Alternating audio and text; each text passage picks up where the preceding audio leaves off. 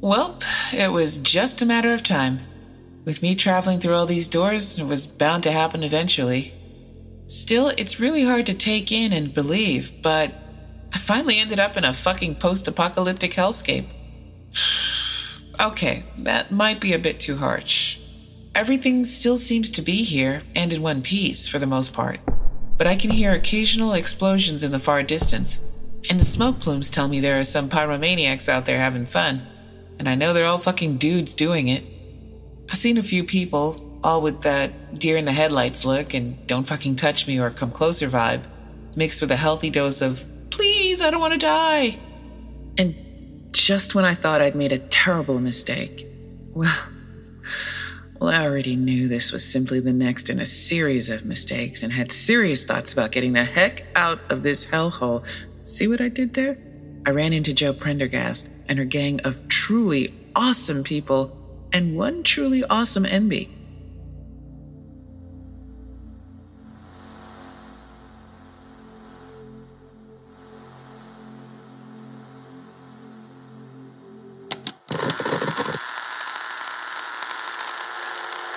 Location update? We finally made it to the next town. It took forever. It's been at least a week of serious traveling. Lots and lots and lots of farking hills. Scout acted like it was farking nothing, stomping up the incline with so much confidence that she almost ran into a mountain lion.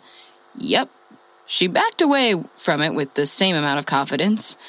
Well, I guess kind of related. Speaking of almost pooping ourselves, bathrooms have been particularly rough this part of the trip. I mean, we've been doing this for a while now. I've got my routine down, even my pooping routine. Though I very much need to make sure I'm far, far away from the rest of the group.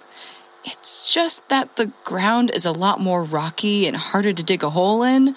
Not that Scout cares about any of that. She barely goes behind a tree and then makes us all move away unless we want to hear things we don't want to hear.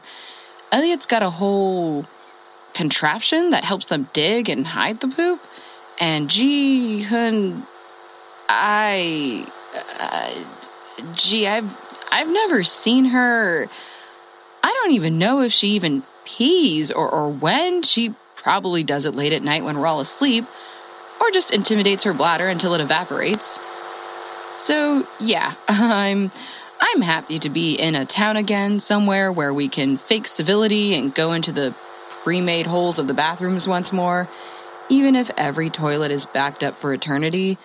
But it has a door, and so no possibility of running into a mountain lion when trying to do your business. But before we could even make it inside of a building, we ran into a very odd woman named Monica.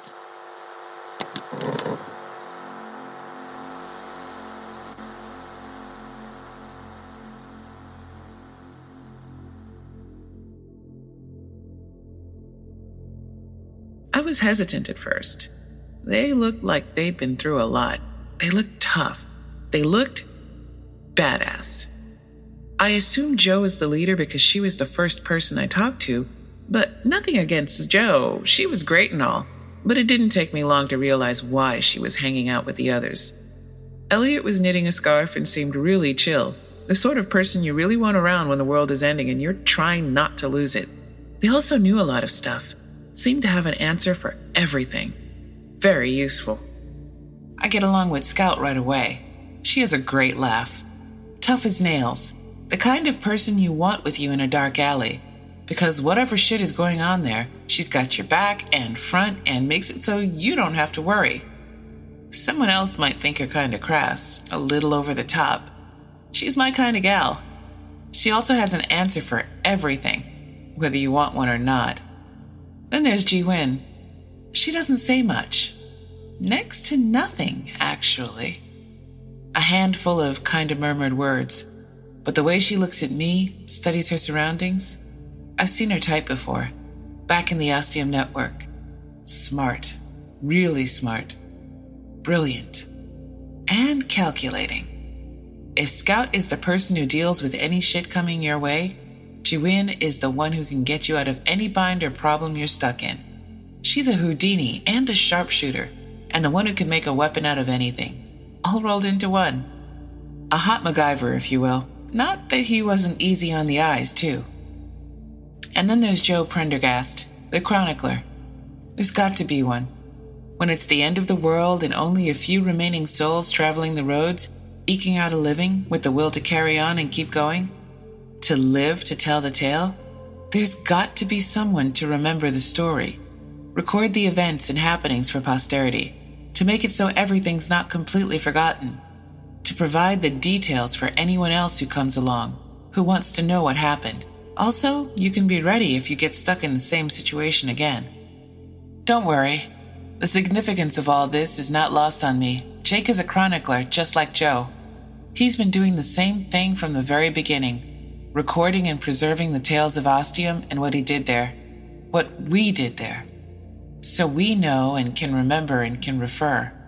So others can know too. Steve did the same thing, even when he was Dave. Especially when he was Dave. He thought he knew his past, what had happened to him, but obviously wasn't completely sure. Not to mention the deal with his parents disappearing on him. So when he set out on a new journey, a personal journey and a physical one, he needed to record it so he would know and remember and be able to pass it on to other people. And then there's me, who wanted more than Jake doing his recordings, who wanted to start her own daily journal. Well, maybe not daily, but it was definitely a Dear Diary situation.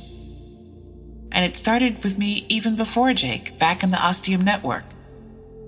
The entries I would record every night after a long fucking day of work and learning.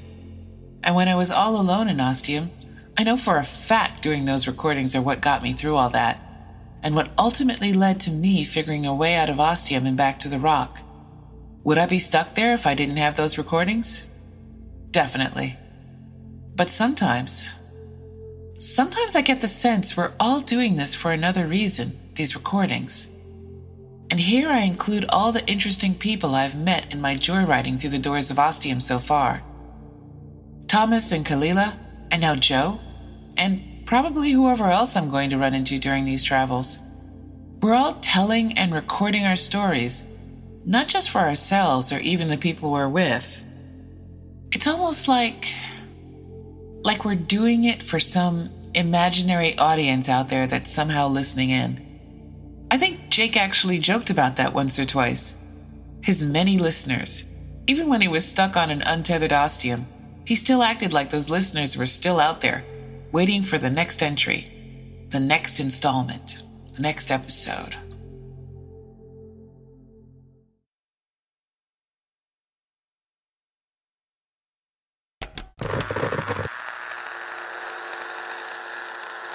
Location update? We need a break. So we're resting in this cute little house for a bit. Scout tried to body slam the door open. I think she was trying to impress Monica, but Jihyun ended up just kicking it open with ease. Not to be outdone, Scout walked in and threw her axe into one of the pillars, so hard that she actually got it stuck in the pillar. And so as she was trying to yank it out, Jihyun was like, "No axe throwing in the house." Monica is an interesting person. Not exactly a weirdo, at least in the sense that I use the word, but she seems like she hasn't been doing this very long, surviving all of this. For instance, once we went through the usual intros of, "I'm not going to hurt you, you're not going to hurt me, okay," we offered her a bit of one of our MREs, and she fucking pounced on it. No one pounces on an MRE, no matter how starving you are. You look at that thing and you think, "Oh, that's a future constipation." She said she couldn't remember the last time she ate anything and would really fucking appreciate some grub. Well, she actually said the F word a lot. Maybe even more than Scout. I bet that's why she likes her. Scout found one can of beans in the decrepit kitchen, and then we all got really excited about a change of food. Even Monica, she's learning fast. Elliot gutted the stove to make a pretty decent fire to cook the beans on, and as we ate, Monica told her story, and it was fucking weird, fellow survivors. She said that she was a time traveler. A fucking time traveler. Now that's a new one. She was sort of lost. Okay, she said sort of lost, but from the sound of it, she's really, really lost. Going through doors and ending up in different times and places. She never knew where she was going to end up, and it was a surprise to her every time. She's apparently looking for some guy named Jake, who was also lost, also going through doors. And so they're both trying to find their way back to this place called Ostium, which I've never heard of. She also said that she was collecting trinkets along the way, and then kept calling them talismans, and I'm pretty sure those two words aren't interchangeable, but if Elliot didn't correct her, I wasn't going to. But yeah, so we all kind of just let her talk, nodded and let ourselves have a dinner and a show. I mean, I can't judge too much. We all gotta tell ourselves something to keep surviving all this, right? Scout gave this big, dramatic yawn at the end of it, which was the signal for all of us to hunker down for the night. She was asleep and snoring by the time Jihoon offered to do first watch. Monica made it pretty clear that she was ready to move on, pulling the whole classic standing up and looking at the door, I'm going to leave the party move. Said something about going through another door, okay, whatever, time traveler. And so she started with her goodbyes and gave the sleeping Scout a little gentle pat. But then when it was my turn, she actually had some questions for me. Why do you do the broadcasts? Do you think there's someone or a bunch of someones out there listening? Oh, I know there are. I've talked to my friend Dave. There's this other woman on the radio I think I've heard once. Not just them, but others. Lots of others who are always there, waiting for your next recording, your next entry. Wanting to know what all of you choose to do next. I hope not. I get pretty personal. Yeah. It's fucking weird, isn't it? I'm not sure what I'm really saying. I've just got this feeling. Kind of like you get when you're being watched. Except this is about recordings. They're always there, listening to them, waiting for more. Okay, Monica. Well, it was really nice to meet you. And you, Jo. Thanks again for the food. Oh, fuck. I still need to find a talisman from here. Well, I've got this thing I know I'm not gonna need anytime soon.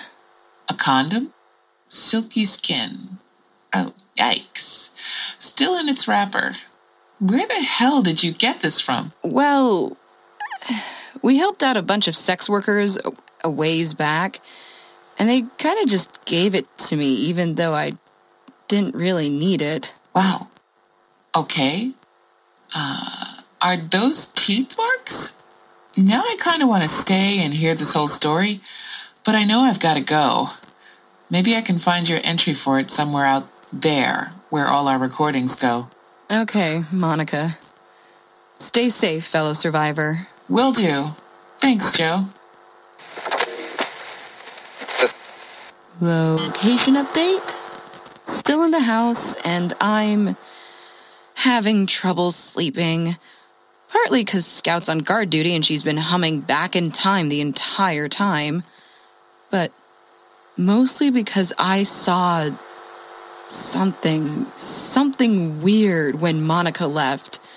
She turned back to me, winked at me, which totally didn't make me feel anything, and then opened the door and stepped through, and for a second, just a second, but ad oculus, I didn't see the road. I saw something else, like metal, maybe a metal wall with a window, and I swear I saw fucking space through that window, like I was looking through the window of a spaceship.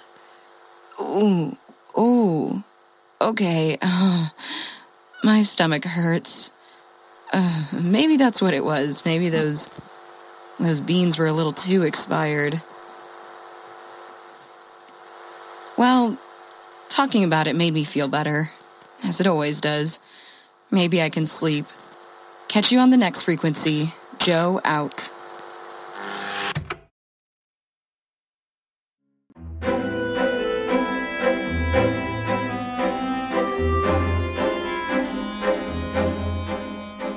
A comedic post-apocalyptic tale, this podcast follows former radio host Jo Prendergast at the explosive end of the world. Keep up with Jo's ham radio transmissions as she uses humor and luck to survive.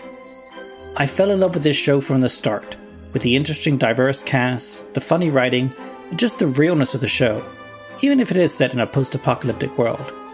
There's a whole episode about periods, because that's still something to deal with when the world is ending. If you thought you'd heard your fill of end-of-the-world audio dramas, then you really need to check this one out. This episode was co-written by JJ Ranvier and Alex Telander. The part of Monica is performed by Georgia Mckenzie. The part of Jo is performed by JJ Ranvier. Sound design was done by Hail and Well Met Podcasts. Check out more of their great work at hailandwellmetpodcast.com. For a link to a transcript of this episode, please check the show notes.